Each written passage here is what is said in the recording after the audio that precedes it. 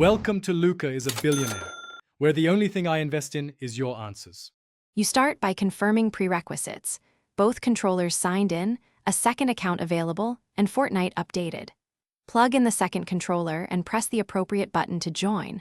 Once done, you'll see a prompt in the lobby to add player 2. Make sure you're on a console that supports split screen and in a playlist that allows multiple players. The reason? Fortnite restricts split screen to specific modes and local inputs, so doing this upfront avoids wasted retries. Once both controllers are active, focus on the lobby flow. Invite or have the second player accept via the on-screen prompt, then confirm party composition. You'll want to adjust party privacy so both accounts remain visible, otherwise the second player can drop out. If you need to, toggle controller assignment in system settings to ensure the second controller maps correctly. Because Fortnite ties split screen to local party state, these steps keep both screens synchronized and prevent input conflicts during matchmaking. To finish, start matchmaking while both players are present.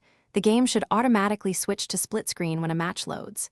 If it doesn't, try signing the second account out and back in, or unplug and reconnect the controller, then rejoin the lobby. This often fixes controller recognition glitches. Make sure console firmware and Fortnite are updated. Once done, you'll get 2 separate HUDs and synchronized gameplay. One troubleshooting tip: if issues persist, restart the console before deeper account troubleshooting to clear temporary states. Thanks for watching and please subscribe. It's the best investment you'll ever make.